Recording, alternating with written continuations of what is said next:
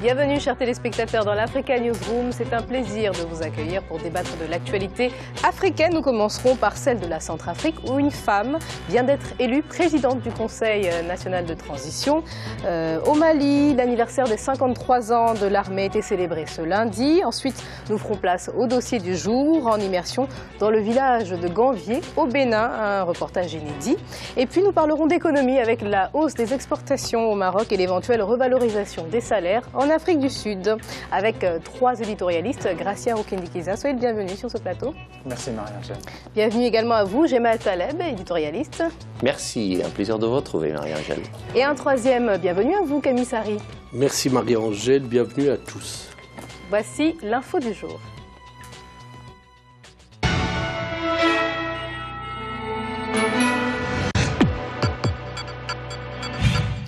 Le Parlement centrafricain a fait son choix. C'est la maire de Bangui, Catherine Samba-Panza, qui a été élue présidente de la transition. Elle était face à Désiré Kolingba et succède donc à l'ex-président Michel Djotodia, qui a démissionné le 10 janvier.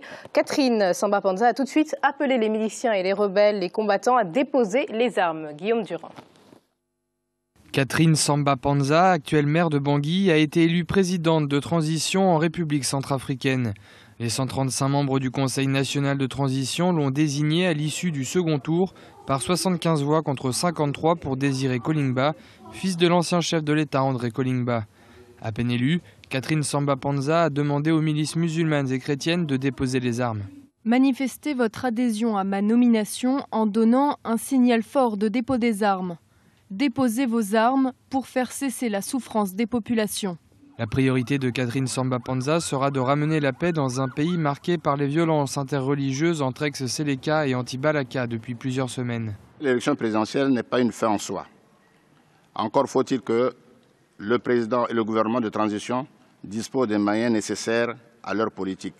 Faute de quoi, la République centrafricaine risque de tomber dans les mêmes travers. Le nouveau président centrafricain ne disposera par ailleurs que de peu de temps pour remettre le pays sur le chemin de la stabilité. Selon le calendrier de la transition, des élections générales doivent être organisées au plus tard au premier semestre 2015.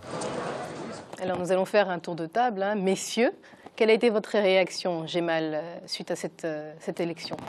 Double. La première, c'est que ce pays retrouve enfin un président et en l'occurrence une présidente. Et donc c'est une chose heureuse que le pays, après le départ de Michel Djotodia, ne soit pas resté longtemps dans la position actuelle. Et donc c'est une bonne nouvelle.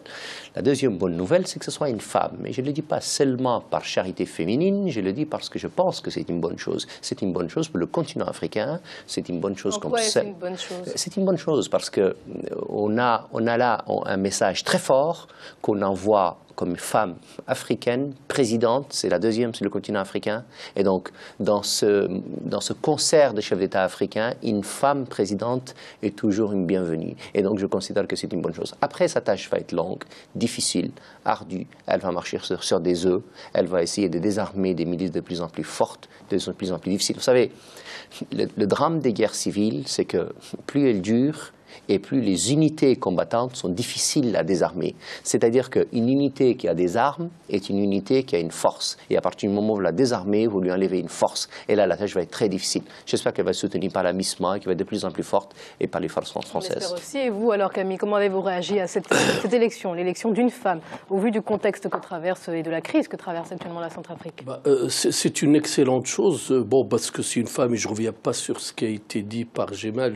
Mais vous êtes d'accord en tout cas avec ce qu'il a dit ? Oui, bien entendu, mais c'est une femme qui a un caractère bien trempé, c'est-à-dire qui a une personnalité très forte. Elle était maire quand même de Bangui, mais il faut aussi peut-être que, et certainement même, qu'une femme pourrait être à l'écoute des souffrances de cette population. Parce que le problème, et c'est vraiment malheureux, moi je suis à chaque fois choqué puis peiné de voir des gens qui ont profité d'une situation, qui sont partagés les mines, les diamants, etc., et qui ont attisé les haines en mettant les musulmans contre les chrétiens. des gens qui sont pauvres, qui se battent entre eux, entre pauvres, et puis ceux qui sont au-dessus, ils ont transféré des milliards ailleurs. Moi, je crois que le problème essentiel, c'est la lutte contre la pauvreté. Il faut que la communauté internationale aide aussi. Il ne suffit pas d'envoyer des armées. Il faut que l'Union européenne, que l'ensemble de la communauté internationale se réunissent. Pourquoi ne pas réunir un sommet des donateurs de la Centrafrique? Moi, je suis sûr que si les populations aient satisfaction sur le plan je dirais, alimentaire, sur le plan de la vie quotidienne, peut-être que ça va diminuer les tensions. Mais ça, c'est périodique, là, voilà. Ces réunions que l'on voit régulièrement avec les donateurs, ça ne donne pas grand-chose à long terme, Camille. Alors, on va prendre l'avis de Gratien aussi sur cette question-là. Faire cesser la souffrance des populations, est-ce que vous pensez que parce que c'est une femme, elle est plus à même, elle est plus à l'écoute, cette nouvelle présidente de la transition centrafricaine, que ses prédécesseurs? Je le pense et je l'espère.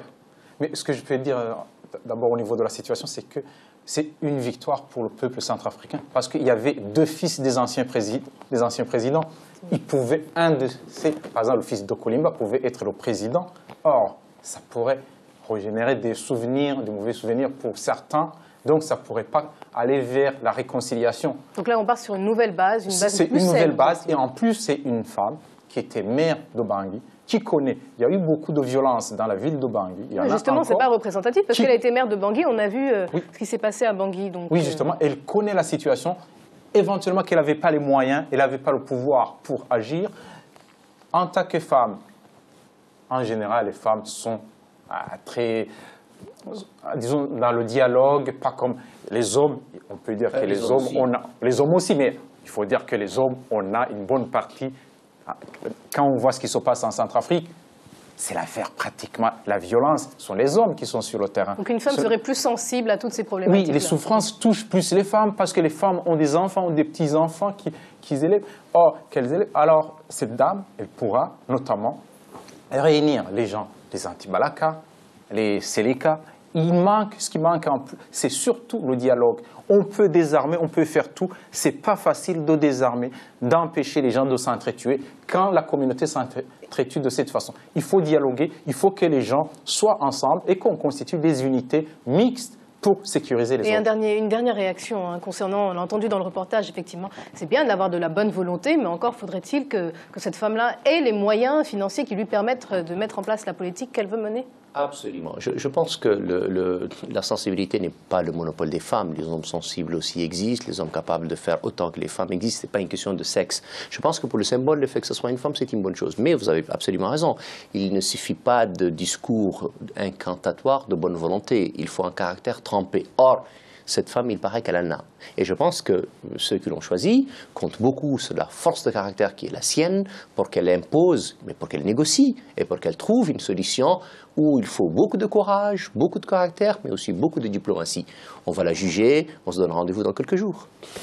Ce lundi, au Mali, a été célébré le 53e anniversaire de l'armée. Un défilé a eu lieu à Bamako, la capitale. Le président Ibrahim Boubacar Keïta a réaffirmé la confiance qu'il plaçait en ses soldats qui ont pour mission de protéger la patrie. Une restructuration de la Grande Muette est également prévue dans les mois à venir. Reportage d'Idrissa Sangaré, notre correspondant au Mali. 20 janvier 1961, 20 janvier 2014. L'armée malienne a 53 ans. Les festivités de cette année sont placées sous le thème de la réforme de l'armée. Un vaste programme de réforme des forces armées du Mali est en effet en cours d'élaboration. Il a pour but d'améliorer les conditions de vie et de travail des soldats maliens. Comme l'a dit le ministre de la Défense, sous la force et la cohésion, le tournesol étant ce signe, le tournesol ayant la capacité non seulement de plier sous le vent, mais de résister et de se reconstituer. Donc nous faisons cet effort de remettre à plat les éléments que nous avons estimés être insuffisants dans les forces armées. Nous reconstruisons sur la base des éléments de force. Nous saluons la mémoire de tous nos camarades qui sont morts sur les champs de bataille, aussi maliens, étrangers. Après le défilé militaire ce lundi, le président de la République procédera à la pose de la première pierre des logements sociaux et à l'inauguration du monument à la mémoire des morts.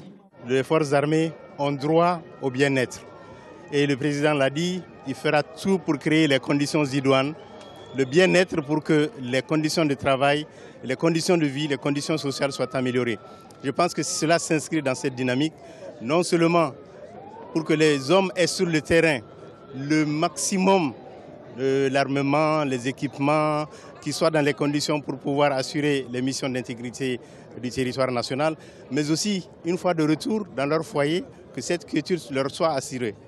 Après la défaite subie face aux djihadistes et rebelles du MNLA en 2012, l'armée malienne se lance dans la réadaptation de ses capacités pour faire face aux enjeux du moment, à savoir le terrorisme. Reste qu'il faudra des moyens adéquats pour être à la hauteur des défis majeurs qui l'attendent. Camille, on se souvient du soulèvement d'une partie de l'armée malienne en 2012. Alors, les prétextes avancés étaient que l'armée était mal formée, mal équipée, mal dirigée. Si ces trois problèmes fondamentaux sont réglés par l'actuel pouvoir, l'armée ne représentera plus une menace au Mali. Marie-Angèle, le problème est vraiment délicat parce que c'est pas simple. Moi, je me souviens l'accession au pouvoir du président Konaré. Il s'est attelé à restructurer donc les infrastructures, à développer l'hôtellerie, le tourisme, l'accueil.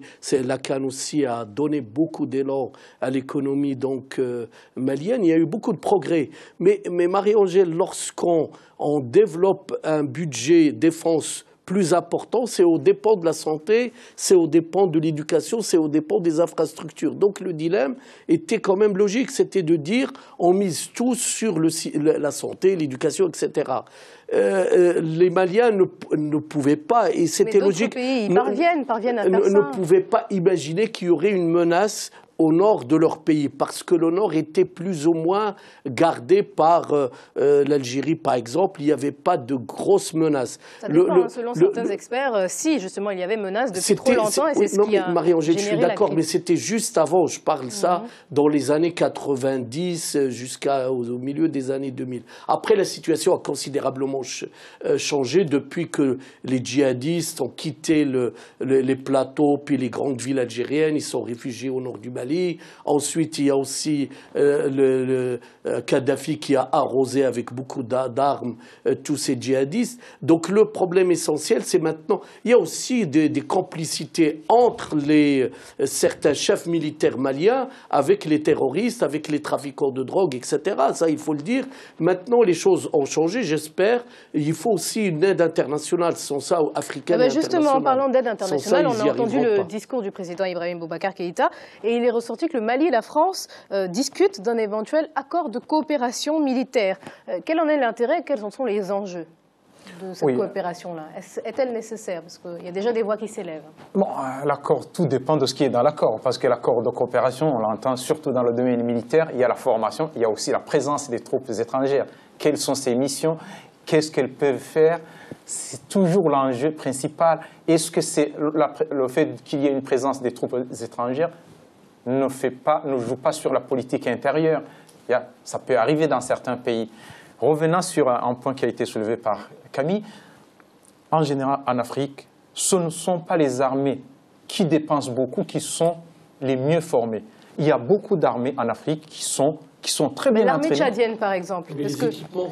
Oui, les équipements. Mais il faut regarder en Afrique centrale, par exemple. L'armée tchadienne, oui, l'armée tchadienne est équipée, mais on a vu, est-ce que les pays, par exemple, il y a des pays comme le Nigeria qui sont très bien armés, qui sont bien formés, oui, mais on voit ce qui se passe avec Boko Haram. On voit en d'autres endroits, notamment l'armée rwandaise, qui n'est pas très bien équipée, mais qui est très entraînée, mieux disciplinée, qui arrive à être combatif par rapport aux autres. Donc, l'armée malienne, ce qui a manqué, ce n'est pas, disons, les finances, il y avait l'équipement, il y avait un problème d'organisation parce qu'ils avaient des armes, mais ils n'avaient pas de munitions. Et votre avis alors, Gemal, sur les différents points soulevés sur cette table? Moi, je suis très content de voir ces images. Et quand je vois ces images, je comprends combien le président Ibrahim Boubacar Keïta a compris que l'un des problèmes du Mali, c'est la faiblesse de l'armée ces dernières décennies.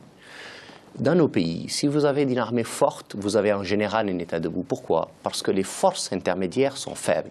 Les organisations politiques sont faibles. Si vous avez une armée puissante, forte, debout, en général, elle tient le pays debout. D'ailleurs, vous l'avez remarqué sur le Mali. À partir du moment où l'armée malienne a commencé à s'affaiblir, la déliquescence de l'État était là. Rappelez-vous, en 1991, la déliquescence de l'État, à la fin du pouvoir de Moussa Traoré. L'armée malienne était là. Elle a relevé le défi, elle a démocratisé le système et elle a mis l'économie, en tout cas les systèmes en marche. Et donc, en définitive, c'est toujours comme ça. Rappelez-vous, en 1986... C'est un plaidoyer pour la prise de pouvoir pas du tout, je n'ai pas dit ça une seule seconde. Un État, c'est des institutions, c'est un Parlement, des institutions. N'interprète pas ce que j'ai dit, ce n'est pas ce que j'ai dit. J'ai dit que si nous avons des forces organisées, en général, ça a une conséquence sur tout le reste. L'armée malienne en 1986 a eu un conflit avec le Burkina Faso. Sa puissance, sa réactivité était reconnue. Quelques années plus tard, elle est incapable de combattre de quelques barbus du côté de l'Adrar des Iphoras. C'est dommage. Dans quelques instants, vous découvrirez le dossier du jour réalisé par nos correspondants au Bénin. Zoom sur le village lacustre de Gambier, situé sur le lac Nokoué, au nord de la métropole de Cotonou. À tout de suite.